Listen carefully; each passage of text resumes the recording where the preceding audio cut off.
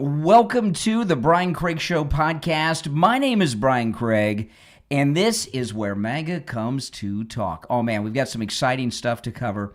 I want to go over what happened with Piers Morgan and Candace Owens, and some other people have jumped in on this, and I'm shocked that people have not picked up on what really happened between Piers Morgan and Candace Owens, and I'm going to share that with you in a few minutes. You will not want to miss it. You have not heard this before. I'm going to go through some of the exchange between Piers Morgan and Candace Owens. It's all about the Charlie Kirk assassination.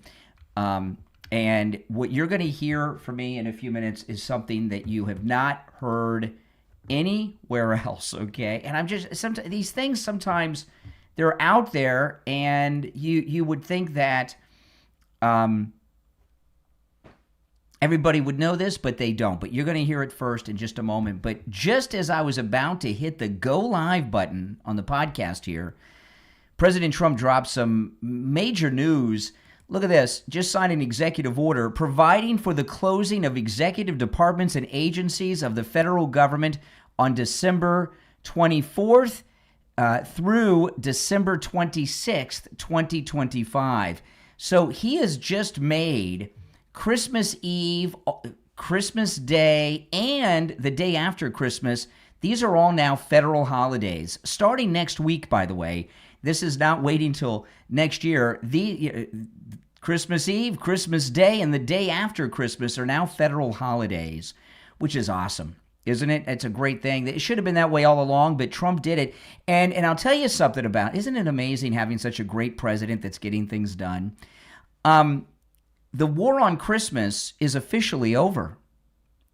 You know, the Democrats, the left have for about 25 years, longer than that actually.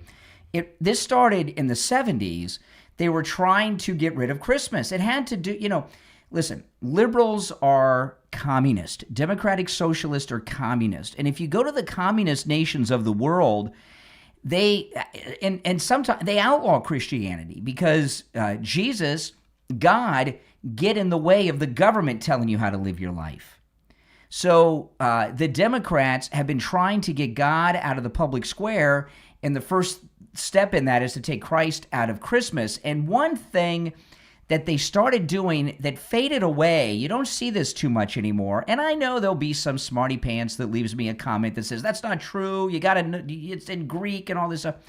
When they started with Xmas instead of Christmas, and they were Xmas instead of Christmas, that was a big thing in the 70s and the 80s. I don't see it anymore so much. In fact, I don't remember the last time I've seen Xmas.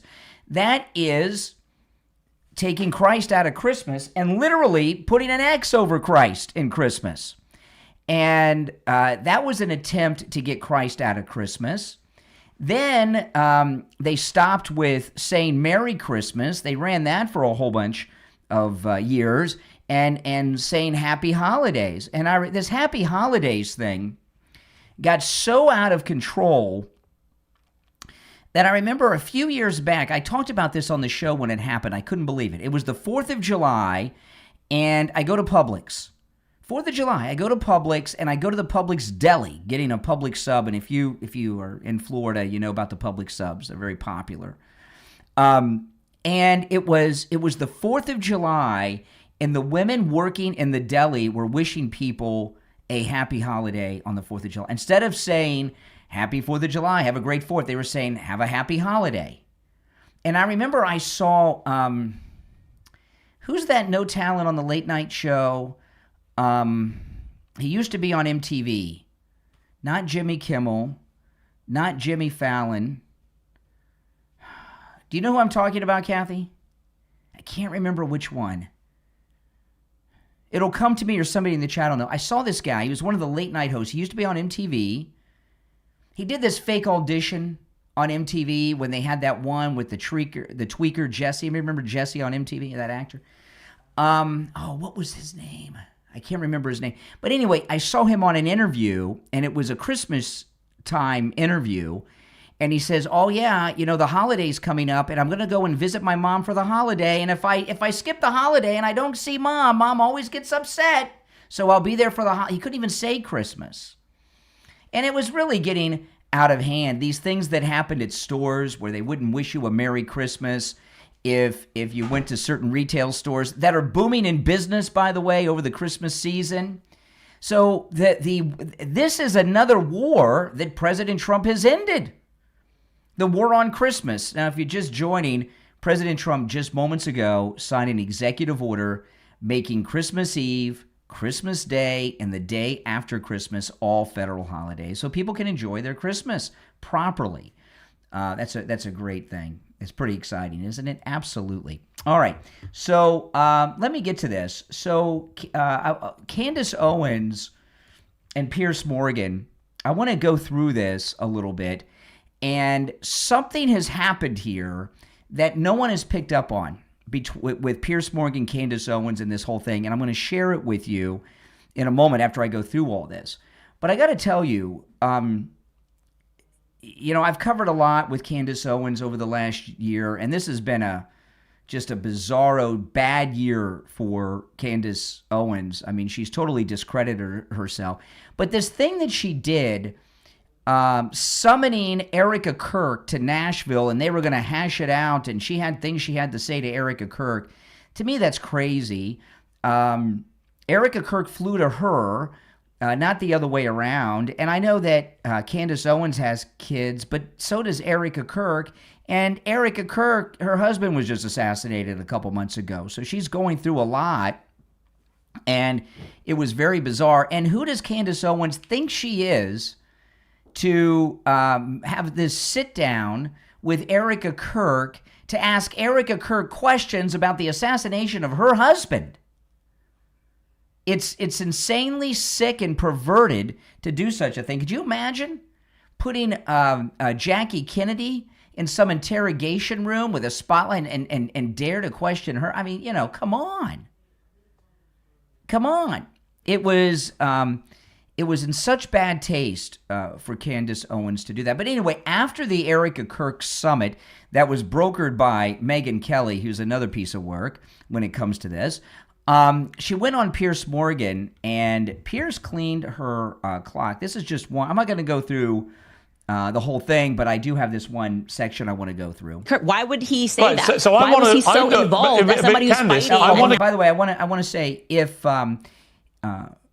you're listening on any of the audio podcast platforms, if you want to catch the show live when I'm taking live calls and catch the show in video format, go to YouTube or YouTube Music and search for The Brian Craig Show. The Brian Craig Show podcast is available wherever you get podcasts. Just search for The Brian Craig Show. But if you want the podcast in video form where you can see the video and see me and catch the show live, that's YouTube or YouTube Music. And if you're watching on the live stream with the green wall behind me and you want to see and hear the audio and video I play, the links in the description to my main stream. Kirk, why would he say that? So why was he so involved as somebody who's fighting a 97,000 front war? Candace, I want to get to the reality of what you're actually saying. So when you say that somebody at Turning Point USA, Charlie's company, was complicit in his murder, who? Mm-hmm. Who was? I believe that there were multiple people at Turning Point who are, as I have said many times, my exact words are, they are engaged in a cover-up. Okay. And before I get into more of this, Candace Owens, she used to be somebody, and now she's just totally discredited herself. Candace doesn't do so well when she's held accountable. I'm held accountable every time I do a show because you can pick up the phone and call me live on the show and call me out on the carpet and challenge me on anything I say, on anything I'm talking about every time I'm live streaming. And Candace, she's just used to talking at people, right? Not talking with people. And when it gets to these wackadoodle things like she is now against someone who is highly skilled, not some college kid whose brain hasn't stopped developing yet and is still growing, she doesn't do so well. What happened to Charlie on that day? No, but who was involved in his murder? I didn't say that they murdered Charlie. You said that people at Turning Point were complicit in his murder. No, my exact sentence that I said was that there were people at Turning Point who are engaged in a cover-up. Okay, now let me stop it there. Yeah, if you're on hold, stand by. I'll get to calls in a little bit, maybe. No, I'll get the calls later. But now I want to share this, and I'll play more of that. Hold on, I lost my place here. But Candace Owens and Piers Morgan. Piers Morgan took Candace Owens to the woodshed here. And look at this little montage. I came across this on X from this same interview with Piers Morgan and Candace. Obviously, for this to have been pulled off, there had to have been multiple people involved. There had to have been people at Turning Point that were complicit in having this happen. I didn't say that they murdered Charlie. You said that people at Turning Point were complicit in his murder. No, my exact sentence that I said was that there were people at Turning Point who are engaged in a cover-up. No, you didn't. I believe Sorry, that. You didn't. See, so you hear her right there in real time, changing what she's saying, right, in that little montage. All right, so let me go back to the main clip. No, you didn't. I believe Sorry, that you didn't. thoroughly. Candace, you didn't say that. You said literally. I did say that on my entire show. You said there were people at Turning Point complicit in his murder. Okay. That's what you said. When you and I were discussing, that's why I said, let's go back. I was applying the logic of a conspiracy to JFK. I said, okay, if JFK, you have people that are complicit. Of course, if you apply that logic, if there is a conspiracy, there's going to be multiple people that are going to be complicit by the time, in order for a large stage murder to happen. You specifically said, you didn't say complicit in a cover-up. You said complicit in the murder. Because I said, who at Turning Point was involved in his murder? And let me clarify for you. Okay, you can keep saying what I said, or you can listen to what I am saying. Okay. When I was using the analogy of JFK and we were connecting it, I was basically pushing back on you because you were suggesting that, all of these people being involved would be crazy. So I was applying the analogy of what happened to JFK. Well, you actually, if you go back and listen, were suggesting that a conspiracy. I said you don't know either. You're floating theories. When we started talking about the JFK thing, listen, let me make it clear. Piers, I really think you're not holding on to your thoughts Candace, here correctly. Let me spell out my thought very clearly. When we started talking about JFK, the implication that you were making was that it was crazy to suggest that multiple people could have been involved in different levels. See, I mean, this is a pretty heated thing. She's coming unglued, being challenged by Piers.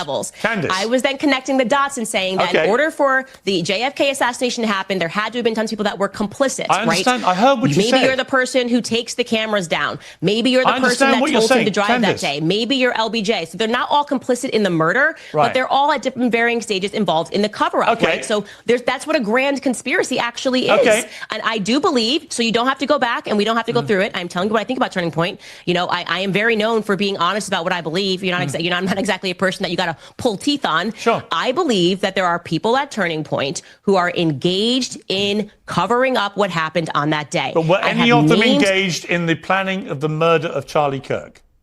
I wouldn't know how it was planned. Absolutely, I can't make that. I cannot confidently make that statement. I can say confidently that I know they're engaged in the cover-up because I've been investigating what happened on that day and what transpired thereafter. I've been clear. I've named those people on my show. I've said they are engaged in a cover-up, and I've listed the lies. So you don't have to try to make something out of what I didn't say. I tell you what I think. It's already controversial. We don't need to get more controversial, okay? Do I think someone at Turning Point pulled the trigger? No. Obviously, I don't think someone at Turning Point pulled the trigger. We don't even know who did pull the trigger. So how could I say that they're... Did anybody at Turning Point, in your opinion, know that Charlie Kirk was going to be murdered? There is specifically 2 people at Turning Point USA, and I have communicated that information to Erica and Justin Strife, that I would not be surprised if they had foreknowledge of Charlie Kirk being assassinated. But do you have any evidence? I'm not going to name.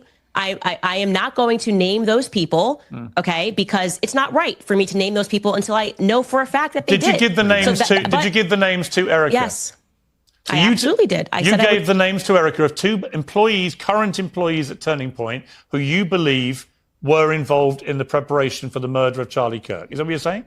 I told them that if I were in your shoes, these would be 2 employees that I would look further into. That's and what evidence do you have that they had any prior knowledge of the murder?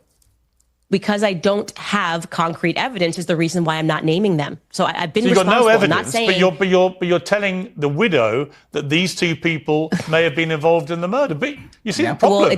Well, the evidence for it is people that there is not concrete evidence. It's like you're trying to get me to say something that I never said and then asking me to defend it. No, I'm asking what evidence you've got. Let's actually go to, you're asking me privately, did I communicate to them that I think you should look further? That's called an investigation, Piers.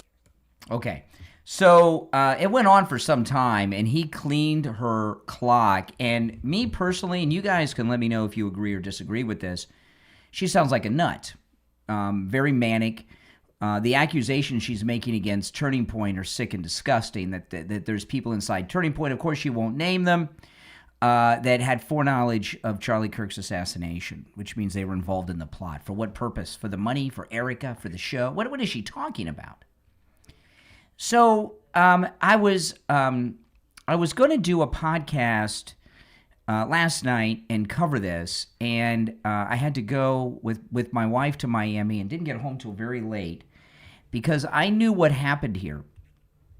And I was just too tired that late at night to do it. And I didn't get into it this morning because we had that breaking news with the president's speech. And here I am, 24 hours have gone by almost since I realized what happened here. And it's so obvious. I'm shocked that no one has picked up on this, but I have. And what happened here and with Piers Morgan and Candace Owens is, when I tell you what it is, it's going to make perfect sense to you what just happened here. And I'm going to tell you what that is after the break. I'm Brian Craig. We're going to take a quick break and be back with your calls and more after this. For those who love Christmas cozy mystery and suspense, best-selling author Riley Blake brings new stories and old favorites with festive novellas like Christmas Presents, a cozy retirement mystery novella that includes some of Riley's family favorite holiday recipes. If you're a fan of cozy mysteries with spunky seniors, you'll enjoy the Christmas story at the heart of this special novella. When several children lose their parents due to a freak accident, Mary Louise, Pearl, and Opal offer to stay with the family until after Christmas. The sleuthing women soon discover a written threat that the couple kept hidden in their belongings. As they hunt for motive, clues, and suspects, they uncover a century-old vendetta. Soon, their goals shift from crime-solving to crime-stopping as they vow to protect those who were left behind. Now available on Amazon, with new Christmas titles set to debut later this month. Just go to Amazon.com and search Riley Blake. Step into a world where sophistication dances with imagination. That is Fancia.shop. Fancia.shop offers a carefully curated collection of mid to high-end gadgets, home essentials, fashion accents, and wellness treasures designed to elevate every moment. Let curiosity be your guide and visit FANCYA.shop to explore exclusive creations made for those who accept nothing less than extraordinary. Every product is more than an item. It's a statement, an experience, a spark of brilliance woven into daily life. Fancia.shop. Elevate every choice. From the winner of the Mom's Choice Award, author Piper Thomas, comes a heartwarming story about friendship, understanding, and celebrating what makes us different. Black Bug Soup, a tale of a frog with allergies. Available on Amazon. Arlo is a little frog with a very big challenge. The annual soup festival is only 5 days away, and his best friend Lily is determined to make sure he isn't left out because of his food allergies. She tries plan after plan, but nothing seems to work, and Arlo begins to feel exactly how so many children with allergies feel every day. But Lily isn't giving up. When kids read Black Bug Soup, they'll discover a powerful message. You can't always change a person, but you can celebrate their differences. This touching story helps kids build empathy, confidence, and awareness. It's perfect for classrooms, bedtime reading, and families who want to show children that kindness always finds a way. Order your copy of Black Bug Soup, a tale of a frog with allergies, from author Piper Thomas. Available right now on Amazon in Kindle, paperback, and free with Kindle Unlimited. Black Bug Soup from author Piper Thomas on Amazon.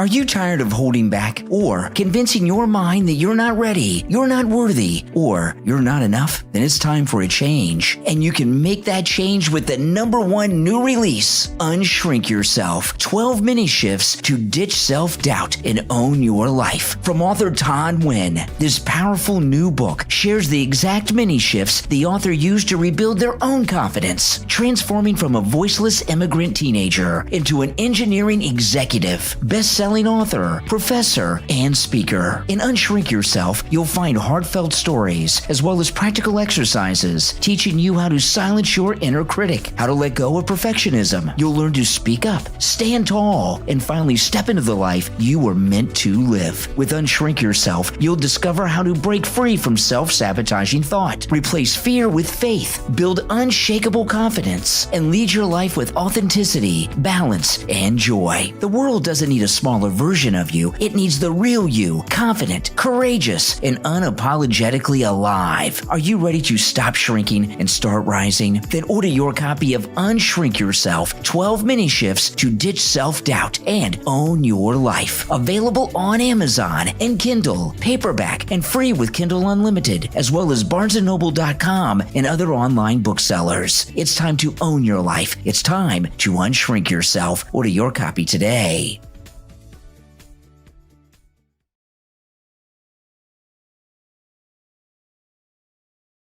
All right, we're back. I'm Brian. It's the Brian Craig Show podcast. Thanks for joining. Okay, so let me tell you what happened here with Piers Morgan and Candace Owens that no one's picked up on. Why did this all of a sudden happen? This incredible interview with Piers Morgan where Candace Owens lost her mind and went into a manic state. Do you remember who Piers Morgan is and why he's famous in this country? Why is Piers Morgan famous in the United States?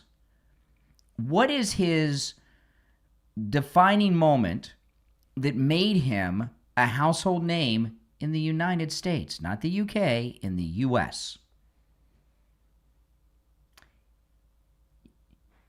If you remember now? Do you know? I'm going to tell you right now. I'm not going to troll for calls on it. Piers Morgan is the very first celebrity apprentice of Donald Trump's. When The Apprentice went to the Celebrity Apprentice, he won the first season of it. He is Donald Trump's apprentice. And they have a friendship and a bond. Now, that doesn't always mean that Piers Morgan publicly on his show agrees with everything that President Trump does or says, because I have heard him be critical, but he is a close personal friend of President Trump, and he knows that he is famous in America because he is the first celebrity apprentice. Now, I know he was famous in the UK before that, but that's not in the United States. And President Trump got Piers Morgan to do this. I'm telling you. Candace Owens is a very destructive person.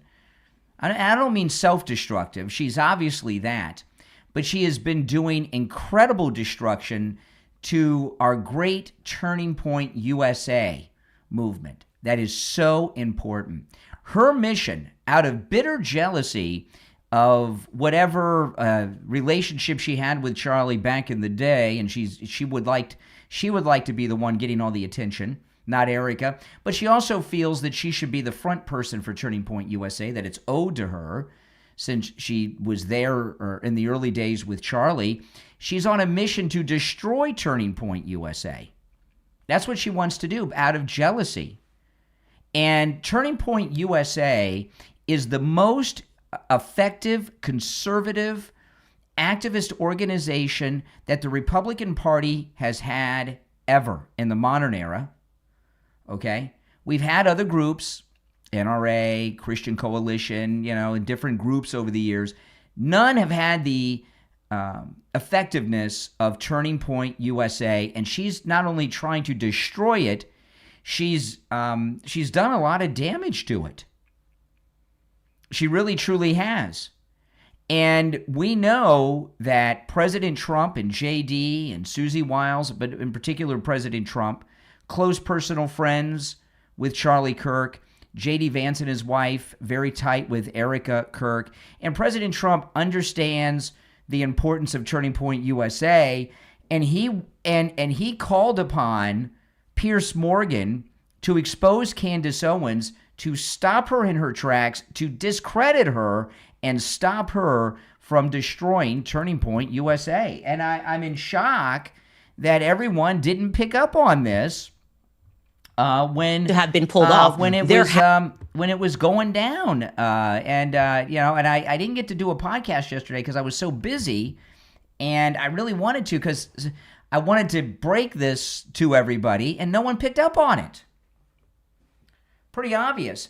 And things are really falling apart for Candace Owens. This is Liz Wheeler today. There are two other elements to the case against Tyler Robinson that Candace neglects to mention. She acts like anybody who thinks Tyler Robinson is guilty is basing it only on the text messages, when in fact there is DNA evidence against Tyler Robinson. Tyler Robinson's DNA, and it's nearly impossible to fake DNA, was a 99.9% match with Tyler Robinson.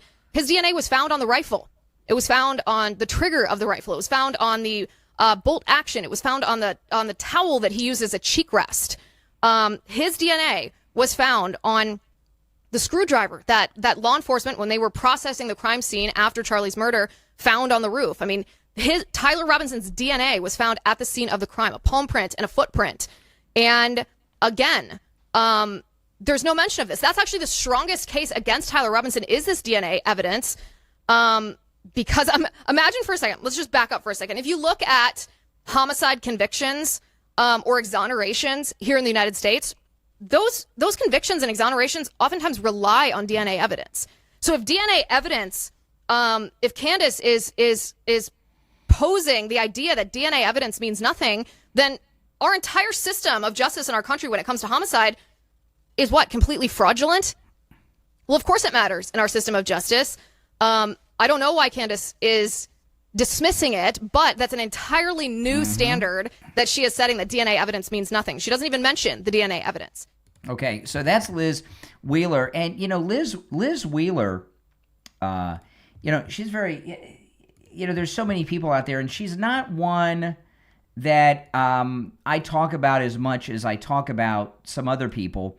I don't watch her as much, but not to take anything away. You can only watch so many people, but Liz Wheeler, she, I was talking to my wife about this earlier, about Liz Wheeler. She's, she is a authority. She has the personality of an authority. She's a very credible person. And she doesn't get involved in, out of the, that level of the, that clique of people. Everybody knows who Liz Wheeler is, but she doesn't get involved in that clique high school drama that so many of these other famous conservative influencers get involved in. She's remember, she used to be on One American News. She is a serious news woman. She behaves like a serious news woman. She has credibility. And when she talks, she makes a lot of sense, and she brings the receipts, right, as they say, the evidence. And she went through some pretty good stuff there, which also totally discredits Candace Owens. And then I want to play, this is Tim Pool on Candace, who's got a personal thing going. Fact. I've seen the texts. Candace was saying she hated Charlie Kirk 2 months before he was murdered. Okay, she was. And there's more to that story. And I just think the people who are, having the conversation with her need to come out and say it.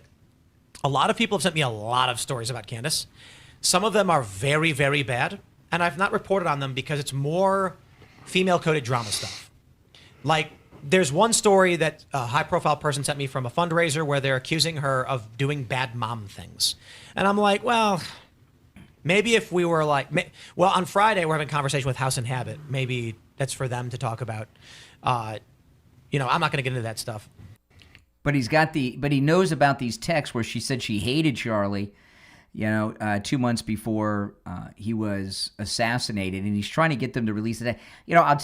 So she is really being discredited by other conservatives. And This is a good thing because what she's doing is so wrong. It's twisted. It's incredibly inappropriate. And it's doing a lot of damage to our movement. And we need our movement and our voices united as we move into the midterm election season, which starts in January. And that's why President Trump sent Piers Morgan out to discredit Candace Owens so that we can get this past us as the election season starts. So, listen, Candace Owens isn't going anywhere. She's one of the most famous women in the world, but she's becoming identified as a kook. And I know, her numbers are through the roof now, but you got to wonder how many of the people that are tuning in are just turning into rubberneck, the overturned 18-wheeler on the side of the freeway or the train wreck, right? How, do the numbers reflect her influence power, that people are interested in what she has to say and are supportive and learning and going there for information? Or are they going to see just how crazy she can be? I mean, she's like the guy in Network at this point. I'm mad as hell and going nuts on the air, right? I mean, she's just losing her mind. And when she first started getting nuts, I don't know, a year ago, maybe longer, maybe, I don't know, and I was first covering it here on the program, and some of the crazy things that she was doing with her anti-Semitism and things that she said about the president. And what I told you guys was this: don't worry, I'm not worried about it. I've seen this happen before with people. When people are doing shows and they become like outrageous, doing, taking outrageous positions or talking about crazy things, and all of a sudden they have an explosion of popularity. What happens, there's a snowball effect where they got to keep amping it up all the time to keep that going. And eventually they'll touch on something and go over the line. And it doesn't seem like to them it's going to be over the line. And they don't know it's over the line until it is. And they've gone so far over the line, there's no way for them to walk it back. I've seen this happen with people throughout my career over and over again. And when I saw her losing it, I knew exactly where that was going, and we saw it, right? And we are there now. And Charlie Kirk kept these people in line, these out of control egos of the conservative, famous influencer world. And without Charlie Kirk there as the big brother, it's really been a mess. But Donald Trump, he's like, enough of this, and he got involved, and he's taking care of business. Now, I want to share a couple other things with you here. That this one here, I didn't really like what I was hearing. This is from Stuart Varney's show over on Fox Business. I like Stuart Varney. There's been a lot of talk of AOC running for president in 2028. Is she going to be grown up enough? Will she be 35 then? Or is she 35 now? And listen to this. See winning the presidency. Can you? Yes. What? I would not bet on it, but I Whoa, think it's absolutely possible. So let's just talk about this. Make your case. Okay, so Benson here, he's predicting that AOC, if she were to get the nomination, could win the presidency, and he's going to walk through it. I think if she ran for president, she would have at least a decent fighter's chance to win the nomination. I don't think she'd be the front runner. I'm not sure she'd win it, but I think that there's a real possibility that she could. Then, ultimately, it's two choices in this country for president, right? It's generally down to a binary choice for most voters. And I'm not sure there's such a thing as unelectable anymore in America. In a normal election cycle, I don't think she could win. But under a circumstance where the public is fed up with the Republicans or the incumbents, and she's representing major change, I absolutely could see her winning. Okay, now I'll go through the rest of this in a minute. When AOC was first elected to Congress, I told you guys who were listening to me then, I said the Democrat Party is grooming her to run for president. And people laughed at me. And now we're getting closer to where it's a serious thing. And I'll tell you, now maybe you'll think what I'm about to say is sexist, and maybe it is. I don't think it is. We've had two women run against President Trump for president and lose. And what happened when they lost, right? Willie Brown's girlfriend, Kamala Harris, and Hillary Clinton. Mrs. Clinton and Kamala Harris, when they lost, they both reacted the same exact way. What happened? They couldn't come out and concede. They had to send a man up to concede for them. Remember? They both had emotional breakdowns. And I'll throw this out to you guys, and maybe this is unique not with women, but with liberal women.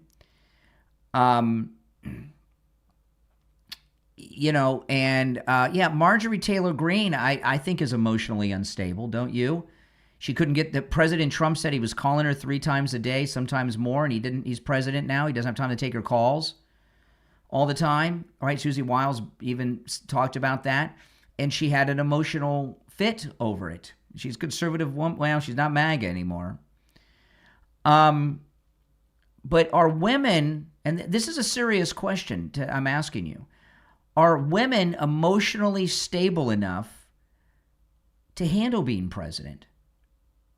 When we've seen the emotional breakdown of Marjorie Taylor Greene lately, but Kamala Harris and Hillary Clinton both ran and lost, and they had breakdowns. They were not emotionally able to handle that loss. So if you can't come out and concede, which, by the way, when Hillary refused to concede, is that the first time in history that's happened? I think it has. A lot of people have lost runs for the presidency. So, so we had this happen twice, 2 in a row, only 2 times women had the nomination. So I don't think it's that at least these liberal women are not emotionally together enough for. But anyway, let's get back to Benson here, and I rewound it just a bit. He's talking about AOC's chances of winning the presidency. Could win, but under a circumstance where the public is fed up with the Republicans or the incumbents, and she's representing major change, I absolutely could see her winning. I know that my friends, I told this to a friend the other day, and his jaw dropped. He's like, are you kidding? I'm not kidding. Again, I wouldn't bet on it, but I would not count it out, and I would not underestimate her either. Do you think this country has gone that far left that we could put AOC in the Oval Office? No, but I think that we are just swinging wildly back and forth. I think a lot of people on the left, think about this, they would have said a few years ago, there's no way Donald Trump could win again. They thought the same thing the first time. It's true. If there's no way he could win again. And then he did pretty handily. I think that absent leadership that can bring people together and satisfy people, and I think today's report on inflation is very good, right, for Trump and the Republicans in the near term. But if you just close your eyes and envision in 2028 an economy that people are frustrated with, and young people casting about for something new and different, and those demographics that shifted a little bit to Trump going back, there's a path to victory for anyone with a D next to their name. And I think that's true on the other side as well, depending on the political circumstances. I do believe that. Yeah. So he's predicting that an AOC presidency is possible. What do you guys think about that? If you're on hold, hang in there. We'll take a quick break and be right back. We're on the air. What's your name? Where are you calling from? Hey, Brian, this is Hank from Hollywood. How you doing? All right, Hank. What's on your mind? I called Tom Laporta at Tom Laporta Roofing. He sent out Scott. Now, Scott is absolutely the best. Scott and Scott's crew are the absolute best. They gave me a great price. They did the job when they said they were going to do it. They finished the job when they said they were going to do it. The materials they used, absolutely the best. I want to thank Tom. I definitely want to thank Scott, and definitely want to thank Scott's crew. These people are number one, and I just want your listeners to know, Tom Laporta at Tom Laporta Roofing. If you need a new roof, call Tom at Tom Laporta Roofing. You're not going to go wrong. You're not going to be disappointed. Do what Hank did. Call Tom Laporta at Laporta Roofing on his cell phone, 954-604-4602, 954-604-4602, and online, laportaroofing.com. On the line, we have Gina. She's a client of Jupiter Joe Thomas. Gina, how you doing?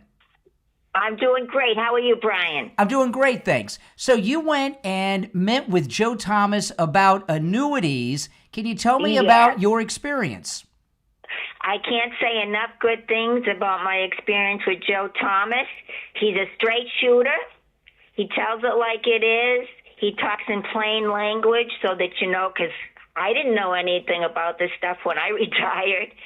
So I walked into his office, and immediately This past year has been one of the hardest in MyPillow's history. It's because of you they're making it through the year. They want to thank you for your continued support by passing on some Christmas specials to our listeners. Get the Children's Bible Story Pillow, the 5-pack, for just $29.98. Get the My Slippers with a free bottle of leather protectant spray for $39.98 for just $14.98. So go to MyPillow.com or call 1-800-716-4879 and use the promo code KANE to take advantage of these wholesale prices, including the standard size MyPillow, originally $49.98, now just $14.98. Queens, $18.99. Kings, only $1 more. MyPillow products come with a 10-year warranty, but MyPillow has just announced they're extending their 60-day money-back guarantee. That's right. Orders placed between now and December 25th will have their 60-day money-back guarantee extended through March 1st, 2026. So go to MyPillow.com, use our promo code KANE at checkout, KANE, or call 1-800-716-4879. Promo code KANE for huge savings on your Christmas shopping.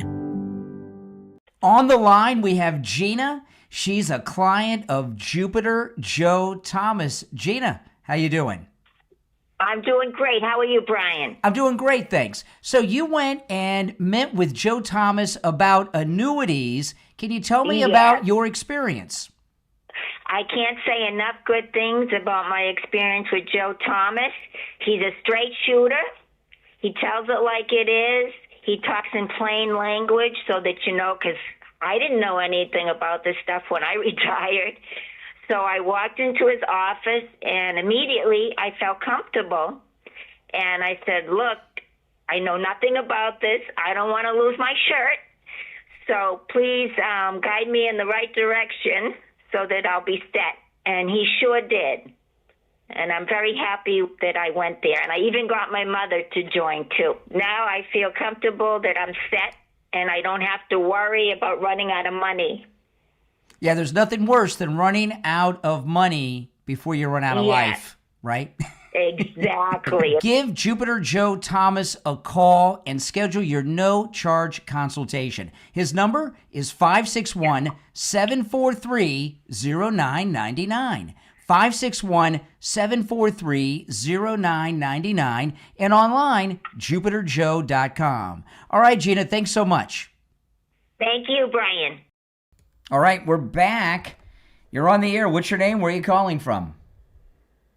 How you doing, Brian? This is Jose from the Bronx. Hey, what's How's up? everybody doing? Happy Thursday. Yes. Yeah, just wanted to opine a little bit on the AOC possible run. I don't think it will ever happen. The establishment Democrats will do the same thing they did to Bernie, and they're going to run her out. Right now, it's Gavin all the way in 2028 for the national DNC, nominee, and that's my 2 cents. They would not let her go through.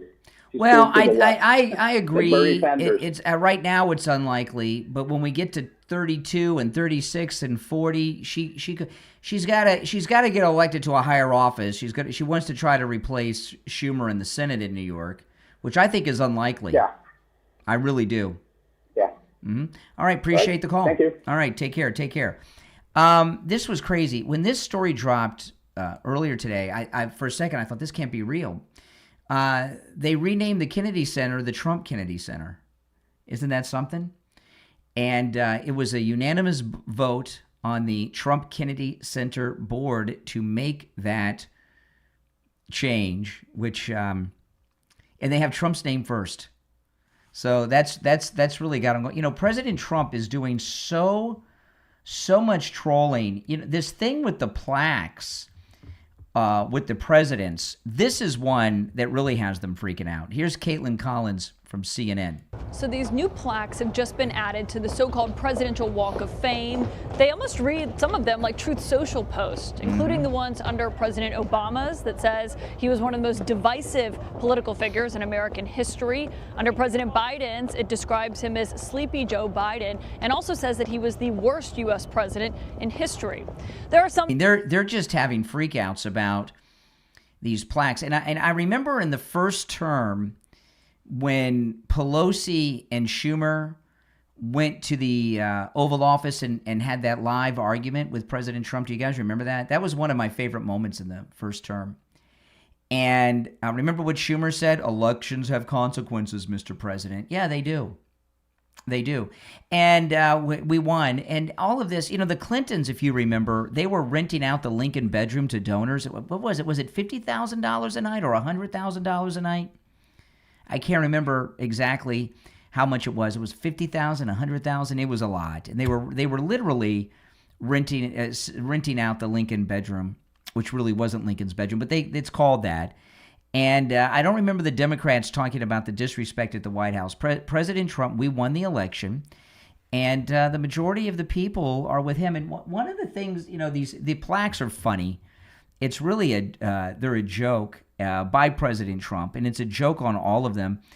And these other presidents, they don't even consider him one of them in their club. They do nothing but disrespect President Trump. They don't properly honor him. They don't let him be with their little fraternity that they have, and he's supposed to respect them? I don't think so. I think, and by the way, the things he wrote on the plaques, which I'm not going to go over them all now because I've talked about it a little bit already, and you're welcome to check them out yourself if you want to read over them again. What are on these plaques that are not true? Like when he says that Obama was one of the most divisive presidents in history. That is true. That is very true. Very divisive. And remember the town hall meetings on Obamacare, right? This is, let me see if I got this. Politicians. Okay, this is nuts with Zelensky. Zelensky was speaking today. The United States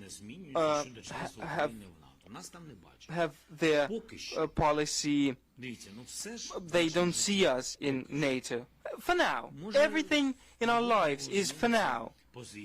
Maybe the position will change in the future. Maybe somebody will come to realize that strong Ukrainian army strengthens NATO, and not vice versa. Politicians change. Somebody lives, somebody dies. Politicians change, some of them die. What's he talking about here?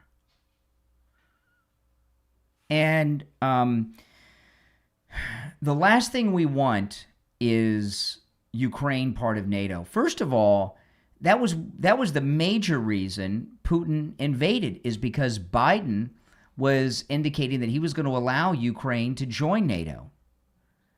And Putin said no to that. And Biden said yes, and then that's what happened. He had the, and that was the major driving. Oh, we had a weak president too with Biden, but that was the main driving force that led to this god awful, very destructive war.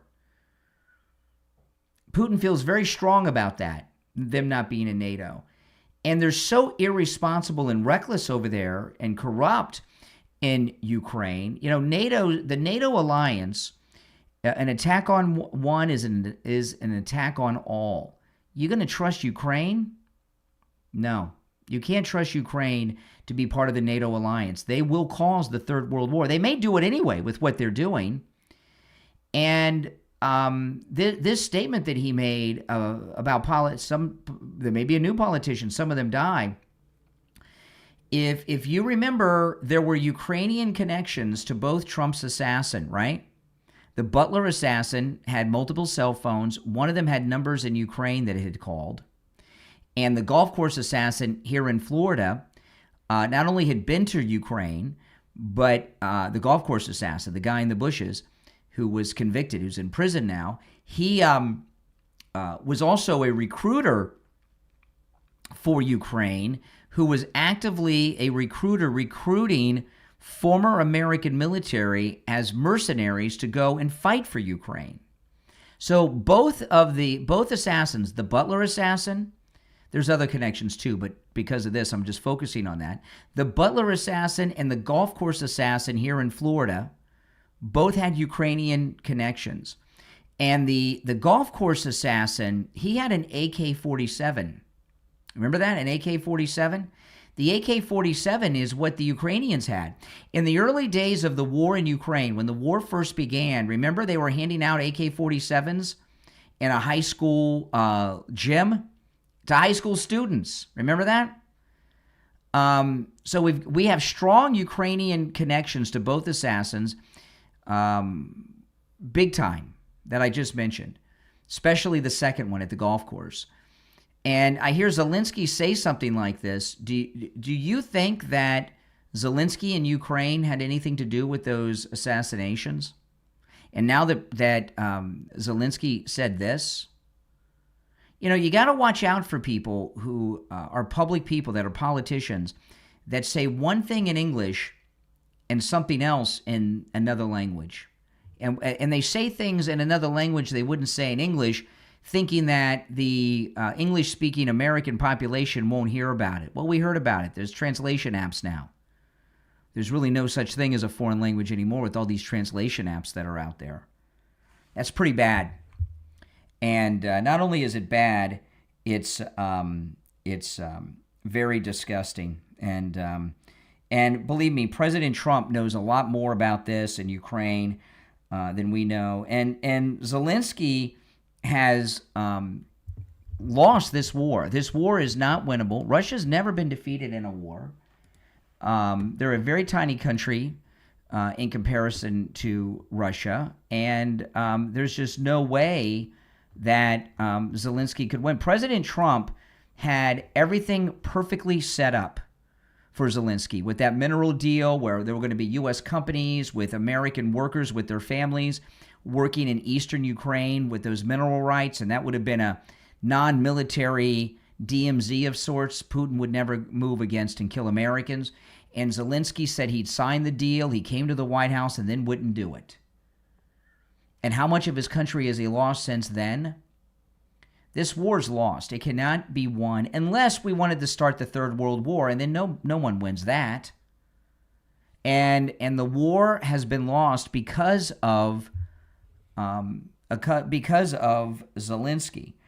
Now, I want to share this with you because this dropped while I was on the air here, and I'm sure as the day goes on, we're going to get more information. Providence police have announced they've identified the suspected Brown University shooter and have a warrant for their arrest. Police are also investigating a possible link between the Brown University shooting and the murder of the MIT professor. And by the way, that's from a Fox News reporter. This is going to be a very interesting one because this person this shooter at the Brown University incident, very well may have been allowed to roam free because we have these social justice warriors running the state of Rhode Island. And they are so liberal. I mean, it's crazy. And I really feel, based on the background and who the shooter is, I really do think that in private, these people that are running things in Rhode Island and Providence, that they would rather the shooter get away than be caught if they fit into one of their victim classes. I really do, because I've seen the way that they've behaved over the last few days following this. It's disgusting, isn't it? And I hope we get the identity of that person today and we can get to the bottom of it. And if the MIT professor has a connection to or the shooter is also the MIT professor killer, and it's found out that the authorities at Brown or in Providence or in Rhode Island in general didn't do what they could have done or were supposed to do because of their liberalism, letting a guy get away with this, well then, they're accessories. Look at how, liberalism is so insane. Look at Australia. right? Look what happened in Australia. We have this god-awful anti-Semitic attack. There's another suspected Islamic attack since then in Australia. And what's Australia's government doing? They're talking about more gun control. They already confiscated most everyone's gun. The problem isn't gun control. You know what the problem is. They've got a problem we have, the immigration, right? The liberals in Australia, like the liberals in this country, have allowed unscreened people to immigrate into their country. The problem is not the guns. It's already against the law in Australia to use guns to murder people, right? And it's also illegal to use a gun in self-defense in Australia. There are people that have been arrested and put in prison in Australia for shooting people that have broken into their house while they're in their home. You know, when that hero, bravest man I've ever seen, jumped that Islamic terrorist at the beach in Sydney and jumped him and took the rifle from him, and he was pointing the rifle at him, I was thinking to myself, don't shoot him. You're going to go to prison if you shoot this terrorist. And you know what? He would have. He'd be in the hospital, but he'd be handcuffed to the bed. That's how crazy they are. You see how liberals operate. They're out of their minds. Now, if you'd like to support my channel, my podcast, my program, my content, become a Patreon supporter. If you become a Patreon supporter, you get access to commercial-free editions of all my podcast episodes. All right? You also get access to a lot of exclusive things that my wife Kathy and I post to Patreon that I post nowhere else and my wife posts nowhere else. And I also do live streams that are for Patreon supporters only. And those live streams, they're like the ones I do on YouTube, except they're a little more casual and unplugged. I talk about a lot of things that I don't talk about here. You get a real behind-the-scenes look at what's going on with everything. And that's available only to Patreon supporters. And that live stream is actually on the Patreon platform itself. So when you become a paid Patreon supporter, make sure you click on the notifications because you'll get a notification when I go live. Okay? And you'll get to catch it. We have a chat room just like on YouTube, except it's a troll-free zone. That's right. It's just good Patreon supporters. If you're a top Patreon supporter, you get a live on-air thank you shout-out on every episode. And you get your name up on the screen on YouTube. So the names you'll hear now are my top Patreon supporters. I want to thank SF Jr., Christine, ETW, Chuck, Pamela, Nick, Wesley, Doris, Heather, David, Maria in Texas, Alice, Lizep, Shauna, George, Brandon, John, Frank, Dale, Tina, David, Laura, Rob, Wes, Sue, Janice, Teresa, Irene, and Doris. These are my top Patreon supporters. Thank you all. If you would like to become a Patreon supporter, there's a link in the description of this episode on whatever platform you are listening on. Or go to patreon.com/Real Brian Craig Show. My name is Brian Craig. This is where MAGA comes to talk. Thanks for listening. I'll talk to you next time.